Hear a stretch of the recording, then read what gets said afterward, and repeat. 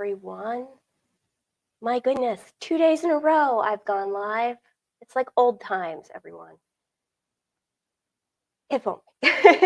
Again, I had just enough time to come on and go live with you guys to talk about a couple of things. I got some questions following up on the whole enrichment idea. And one of the things that came up in conversation with someone was, is it appropriate to provide enrichment by providing new foods? Because we talked about new smells, new sounds, new sights. So I wanted to come on and address that. So first, the majority of your dog's diet should maintain some regularity. Dogs have really super sensitive tummies, so if you're changing their food constantly, it can cause them to get an upset stomach and just not digest their food very well.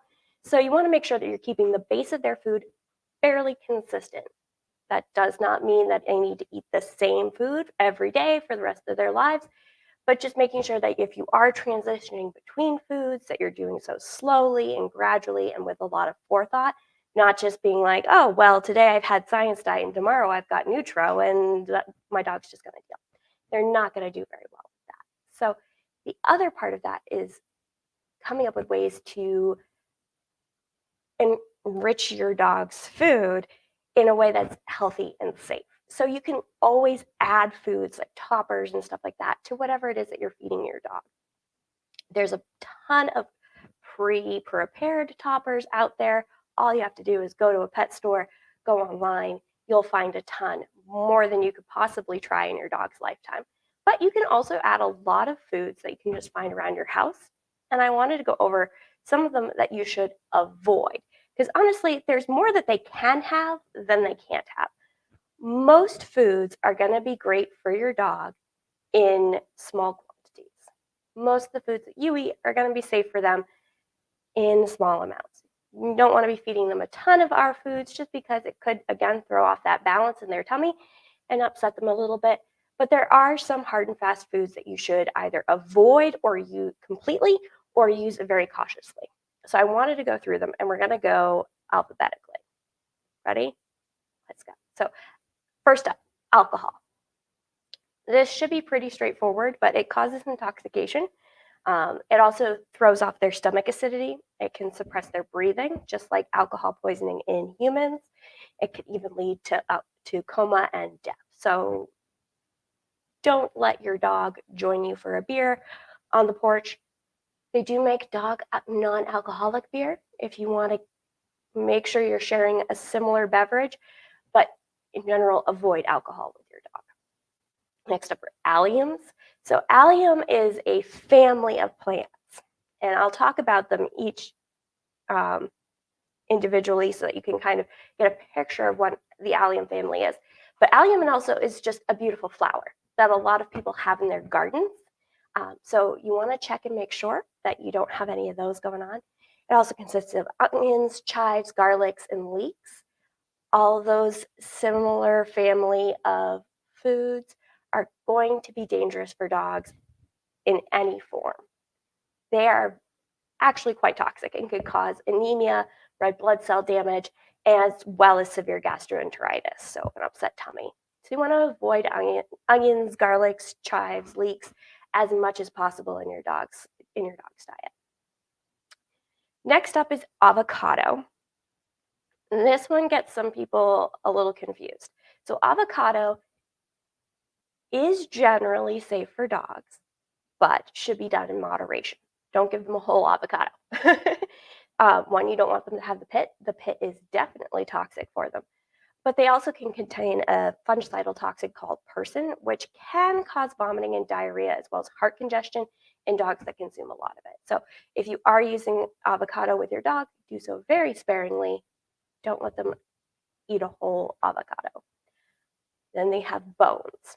Another one of those things that are just like, but Nissa, yesterday you said bones were great for dogs. There are caveats. You don't want to use cooked bones with your dogs. Cooked bones can easily splinter when they're chewed, and they can then puncture the stomach and intestines on their way out. And that's an expensive, not so fun surgery. If you don't have pet insurance and your dog ends up needing that surgery, you are going to be out multiple thousands of dollars. So Just don't let them get a hold of cooked bones. Save yourself a lot of panic. Next up is cannabis. So, if you follow our pages, you know that we've talked about CBD for dogs and cats and everything else. CBD is not what I'm talking about when I say cannabis. CBD is totally fine for dogs and cats. It's very safe for them. The substance within cannabis that is toxic to dogs is THC, the compound that makes you high when you're smoking pot. So this can adversely affect the nervous system and the heart rate, can cause anxiety, panting, agitation, lethargy, drooling, vomiting, loss of bowel control, and as well as coordination. So don't let your dog get high with you. It's becoming more and more common, especially as marijuana becomes legal in more states and it's becoming more societally acceptable, that dogs are finding joints or edibles and eating them, ending up super sick and ending up at the emergency vet. So if you do have cannabis in your home, make sure it is secured where your dog cannot get a hold of it. But if you're using CBD from a reputable company that contains no THC in the product, don't worry about it. That's fine. Next, chocolate. You had to know this one was coming. So chocolate contains caffeine, theobromine, theophylline, which can all cause panting, vomiting, diarrhea, and as well as damage your dog's heart and nervous systems. And the darker the chocolate, the higher the toxicity. So if your dog gets one piece of milk chocolate, it probably isn't the end of the world. But if your dog gets into your supply of dark cooking chocolate, that's when you're going to need to panic. There is general guidelines out there about how much chocolate your dog can consume safely, depending on their size. But in general, if you aren't sure and you know that your dog's gotten into some chocolate, call your vet. Get in contact with them about how to safely handle the situation. Tied into that, up next is caffeine. So caffeine, such as coffee grounds and beans, chocolate, which I've already mentioned, diet pills, energy drinks, soda, tea, all of that can affect their heart and their nervous system, so don't let them have it. Most dogs don't need caffeine. They have plenty of energy on their own. Corn on the cob is next on my list. Corn is just fine. I have no problems with corn. There are some people who are afraid of corn in dog food. That's not a problem. It's not dangerous to your dogs. Corn on the cob, however, it is the cob itself that is the problem. It can get stuck in the intestine and require surgery to remove it as a blockage. It's not the greatest option to give to your dogs. Next up is dairy. I know. If you've come to my training classes, I've told you to use cheese. Dairy is another one of those things that it depends on the dog and it depends on how much they're getting. Some dogs are severely lactose intolerant and it can cause gas and diarrhea. Some dogs are more prone to pancreatitis, so a high fat content in dairy can exacerbate those issues. So if you have a dog that's prone to pancreatitis, you want to avoid dairy. You also, if you notice that if you're using cheese in your training session and then your dog is stinky afterwards, it's generally a sign that they are very lactose intolerant and you either need to avoid dairy altogether or get a very low lactose cheese. So a hard cheese as opposed to a soft cheese. Most of us use soft cheeses in our training because it's easier for us to cut up, break up while we're working. So things like mozzarella sticks or American cheese food product. You're going to want to switch that over to using a cheddar, a Swiss, something that's aged and has a drier content. That's going to have less lactose than a moister. Nobody likes that word, Nissa. Why did you use it? Softer cheese. Then we have eggs. Eggs, again, are one of those it depends kind of substances. Eggs are always going to be at a risk of containing salmonella. It's very rare to have a salmonella-free chicken. which makes it even rarer to have salmonella-free eggs. They do exist. They're not impossible to find, but having worked in the veterinary diagnostics for the farm and animal industry for a little bit, the chickens are going to test positive for salmonella. So you want to keep an eye out for that. You don't want to be feeding a ton of eggs. If you are feeding raw eggs, you want to make sure that you are thoroughly washing the shells prior to cracking, so that to reduce the exposure to salmonella. Um, Also, be aware that raw eggs do contain an enzyme called avidin, which can just decrease the absorption of biotin. So if you're feeding raw eggs to your dogs on a regular diet, be on the lookout and talk to your vet about the symptoms you should be looking for biotin deficiencies. And then we also have fish, which is another one of those. Vanessa, fish is healthy. Fish is totally healthy. And there are plenty of dog foods that contain fish. However, raw fish is more likely to have contain parasites and bacteria. It's going to be a general theme, and what we're going to talk about is that if you're feeding a cooked product, it may be completely safe. If you're feeding a raw product, you have a higher risk of exposure to certain parasites and bacteria. The reason for that is that the cooking process kills parasites and bacteria. That's part of why we cook food. So if you are feeding your dog raw fish, be aware and look out for different signs of parasites, making sure that you're getting your fecals done regularly and keeping an eye out for any signs of food poisoning. Cooked fish, like I said, is generally fine, though mercury poisoning can be a problem if it's fed to your pet in large amounts for long periods of time, just like with people. Also, why pregnant women are told to avoid fish. Same thing. Then we have grapes and raisins. So for those of you who don't know, raisins are grapes that are just dried. I blew someone's mind with that fact in a training class years ago, so I always like to repeat it. Raisins are grapes that are just dry, which means that anything they have in them, anything that's in a grape that's toxic, is in a higher concentration in a grape because there's no moisture to dilute it. So grapes and raisins both contain a toxin that can cause severe liver damage as well as kidney failure. So if your dog gets into some raisins, be on the lookout for the signs of liver damage and kidney failure. And obviously call your vet as soon as you can so that they can start to combat that before it starts to get too bad. Gum is another one of those things. So new and used chewing gum can cause blockages. Pretty straightforward there. Plus, your dog doesn't need gum. It can also contain a sweetener called xylitol or birch sugar. That is incredibly toxic to dogs in very small amounts. So if you think your dog has ingested any sugar-free gum, get them to the vet as soon as possible. If they've ingested any gum, keep an eye on them for obstructions. Liver is up next. Liver, again, is okay in small amounts. I encourage people to use freeze-dried beef liver as a training treat because it's really tasty for dogs. But it is also very high in vitamin A. So if you are feeding a ton of liver to your dog and you're getting too much vitamin A in their system, it can adversely affect their muscle and their bone development. So keep an eye on that.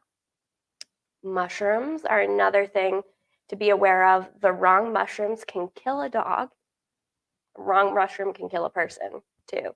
But be especially mindful of that if your dog is digging through leaf litter. Generally, mushrooms that you can buy at a store are perfectly safe. They even sell mushroom powder to sprinkle on dogs' food that have claims of being able to promote and improve their immune system.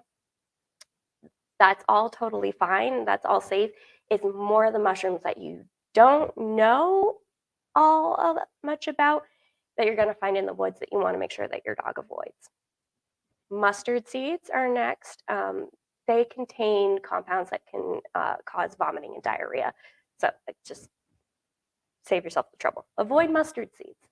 Nuts are also on my list. Not all nuts. Going to put that out there. Not all nuts are a problem. Macadamia nuts do contain a toxic substance that can cause neurological symptoms. Almonds and pistachios can cause intestinal distress. And any nut in high enough quantities can cause pancreatitis. Nuts contain lots of fats and oils, which is what triggers pancreatitis. So you want to make sure that if you are feeding your dog nuts, that they are in small amounts, not letting them get into a whole big bag of them. So the most important one on my list to be careful about is peanut butter. I know we all have grown up hearing that peanut butter is great for dogs, that dogs love peanut butter, and that is all true. But sugar-free peanut butter can contain xylitol, which we've already discussed is a very toxic substance. So be aware of checking those labels. If you are getting a sugar-free peanut butter, check to make sure that they haven't added xylitol or birch sugar to make it a little bit sweeter. Peanut butter is just fine with just ground up peanuts. I don't know why they need to add sweetener, but that's what it is. Also, peanut butter is high in fat, so if your dog's prone to pancreatitis, not using a ton of it is going to be better for you. In general, pits and seeds are out. Apple, apricot, peach, plum, cherry pits, they all contain cyanide. So cyanide is obviously toxic. It causes cellular suffocation. Pits and seeds can also cause intestinal distress, and they can cause blockages. And then persimmon seeds in particular can cause a lot of intestinal inflammation. So avoid any seeds or pits. If your dog eats 1 or 2 seeds or part of a pit, it's likely not going to cause them too much trouble beyond the potential blockages. But just know that if you have apple trees in your yard or peach tree and your dog likes to eat the drops, be careful about how much they're consuming, making sure that they're not eating too many, keeping an eye on them for that. Potatoes. So green potatoes, the leaves and the stems all contain oxalates and other toxins, which can cause digestive and neurological as well as urinary problems. So potatoes themselves, ripe, ready to go potatoes are just fine. It's the green potatoes, the leaves, and the stems that you want to look out for. So if your potato starts to sprout, be a little bit more cautious about it. Rhubarb also contains oxalates, which can cause those digestive, neurological, and urinary problems. And the leaves have higher concentrations than the stems. So next up is salt. Too much salt can lead to an imbalance of electrolyte levels, dehydration, and even diarrhea. Some salt added into your dog's treats or food, totally fine. It's when they get into a lot of salt that you're going to start seeing those electrolyte imbalances. Sugar and corn syrup, again, if there's a little bit in their treats or their food, not a huge deal, but too much sugar or corn syrup can have the same effects as dogs as it does on humans, so dental issues and even diabetes. Tobacco, if you have cigarettes or chewing tobacco in your house, make sure that you keep an eye on it because nicotine can cause damage to their digestive and nervous systems. It can also cause an increased heart rate, unconsciousness, and may even result in death. Then we have tomatoes, which are, again, in the nightshade family, like potatoes. The leaves and stems contain oxalates and other toxins, which, again, can cause digestive upset, neurological issues, and urinary problems. Xylitol. We've mentioned this a couple of times, it's being in sugar-free food, but it is so extremely toxic to dogs. I need to mention it over and over and over again. Even small, tiny amounts can cause low blood sugar, seizures, liver failure, and even lead to death. So please keep an eye out, check all the labels of anything you bring into your house for xylitol, and keep it away from your dogs. And last on my list is yeast. So yeast, the reason we use yeast is because it expands, releases gases, which causes your bread to rise. It does the same thing in a dog's stomach. So if they eat yeast, it's gonna cause a lot of gas in their tummy. It can lead to bloating, which can cause that, obviously, can cause gas and discomfort.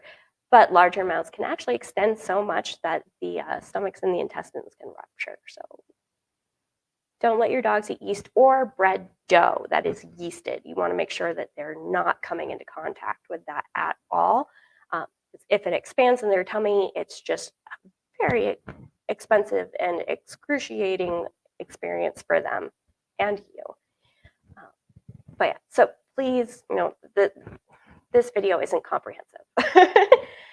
There's plenty of other things out there that you should be cautious about, but these are the most common ones that I've found. And I'm not a vet. This isn't medical advice. Don't be like, oh, if your dog eats a mushroom, be like, well, this is sad that mushrooms can be okay for dogs. Err on the side of that mushroom could be dangerous for your dog, and talk to your vet. If your pet ingests anything that we've talked about and display any symptoms of illness, please, please, please, please go talk to your vet immediately. You should always make sure that you have your vet's phone number in your phone and know where they prefer to send after hours emergencies. There's a couple of urgent care clinics around here that are great for minor emergencies, but also note that if you're talking about an obstruction where we need a potential surgery, you're going to want to go straight to the emergency vets, either in Portland or Scarborough, or there's a couple of others around here as well. But those are the two that I use the most. Not that I use emergency vets all that often, but I've used them more than I'd like, mainly for my own dog because he's clumsy. But anyway, if you have any concerns, checking out the ASPCA poison guidelines are great. You can also check out the Pet Poison Helpline. I always recommend, and you've probably seen it in our posts in the past, if you have anything that you keep in your home that you know is potentially toxic to your dog, talk to your vet, find out how much is too much. Figure out, if you have a medication that your dog can't get in touch with, can't touch at all, that's very different than a medication that they can eat half the bottle before seeing any adverse effects. So knowing that ahead of time allows you to not panic as much in the moment when you notice that something's happened. So it never hurts to ask your dog's vet about that ahead of time, because you do not want to be in an emergency situation and have to be in the position where you have to call the Pet Poison Helpline. Just a heads up, they do charge for their service. It is not a free service.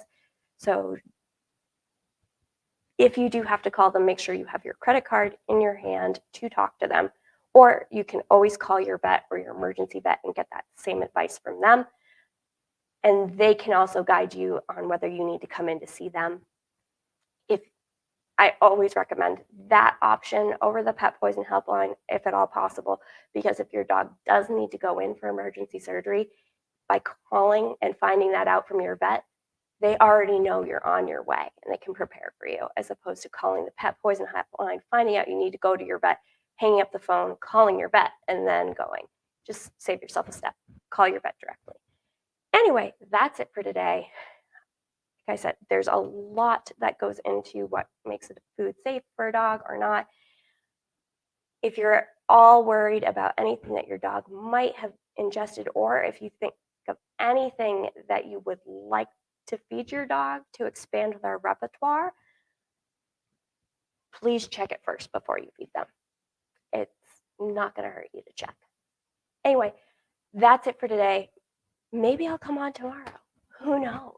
It's school vacation week. I'm just kind of flying by the seat of my pants and coming on when there's stuff to talk about, which there's always stuff to talk about. But anyway, I will see you all